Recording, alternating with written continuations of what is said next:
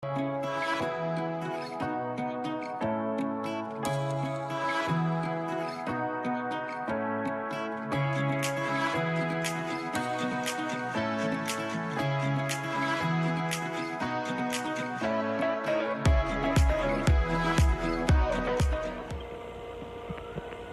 guys, welcome back to my channel.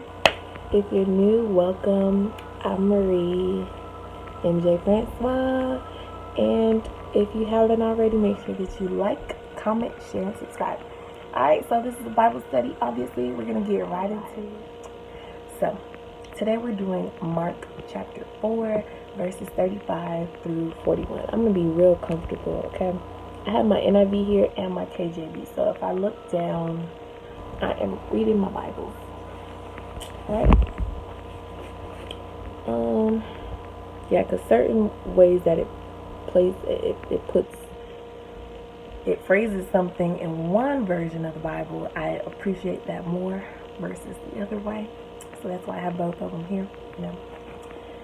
If you haven't already, check out my How to Study the Bible Guide tips. Okay? Alright.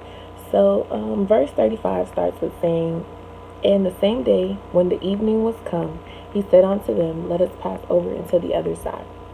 And when they had sent away the multitude, they took him even as he was in the ship, and they were also with other little ships."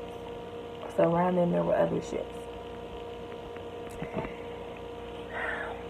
"And there arose a great storm of wind, and the waves beat into the ship, so that it was now full. And he was in the hinder part of the ship, asleep on a pillow. And they awake him, and say unto him, Master, care..." This is KJV, so I'm trying to not say it in the way that it's written, but in a more understandable way. "But carest thou not that we perish? And he arose and rebuked the wind, and said unto the sea, Be still, peace be still. And the wind ceased, and there was a great calm. And he said unto them, Why are you so fearful? How is it that you have no faith?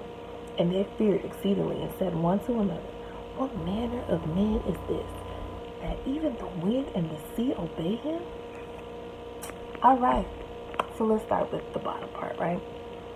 Where Jesus says unto them, Why are you so fearful? Why are you so of little faith?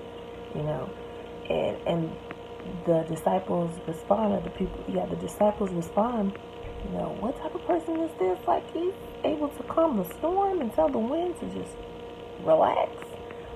And it listens? Here's the thing. They had been walking with Jesus for a little bit now, and they had just witnessed him feeding the multitude of 5,000 plus people. Okay, if you don't know, that's with the loaves and the fish. Okay, so they had just witnessed this stuff, and Jesus was like, okay, you guys have seen me do these things, and you've seen me work these miracles through God. How is it that you guys still don't have faith? But it's like us today. Like, we've seen God do things in our lives. We've seen God come through. We've seen miracles for ourselves. We've witnessed them. We've experienced them. We've prayed for them, and we've had them to come to pass. But there are times where our faith is just like, It's not like we forget, because obviously not. They ran to Jesus. They know to go straight to Jesus and say, Master, hey, this is going on. But sometimes it's like, we know to go to God and we know to pray, but it's like sometimes we forget, or maybe it's something that requires more faith than what we've experienced in the past, and so now we're just panicking, and I know I've done it. I recently did it. I'm like, God, don't you care? And of course he does care, because immediately he got up and he rebuked that storm. And sometimes it doesn't happen immediately in our lives, but of course he cares. The Bible tells us that he our teardrops, he holds on to them. Who does that? But this is a loving Father. This is who we serve, who we love, and who we know loves us in return.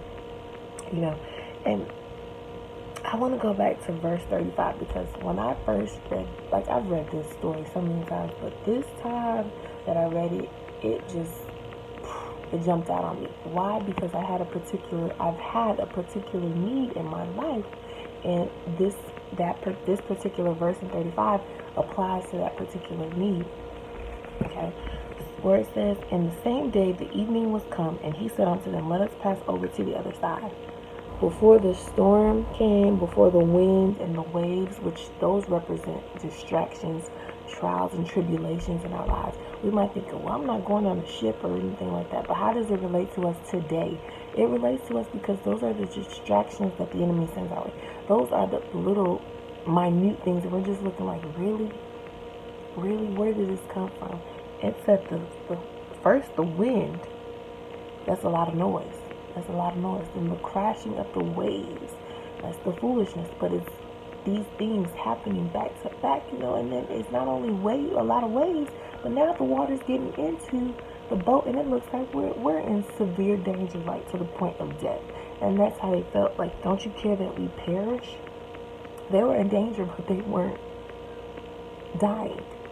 Sometimes we just freak out.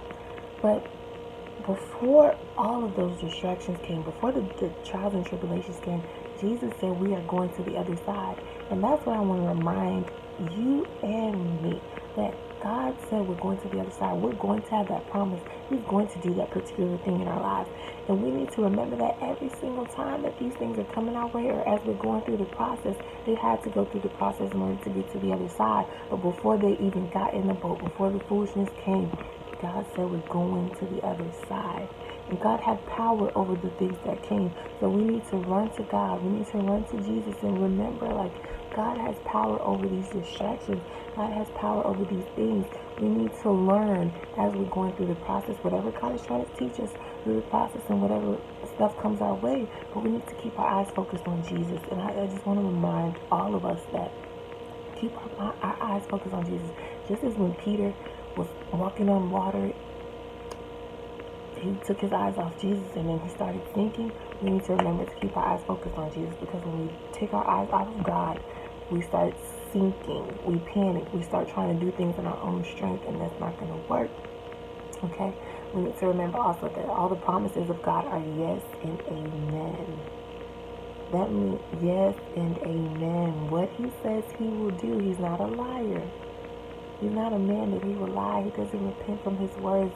His words do not return void. That means if he said it, it's going to happen. The only way it's not going to happen is if we allow the distractions to deter us. That has been my prayer. Like, God, don't let me even be a hindrance in my life. Like, don't let me hinder myself.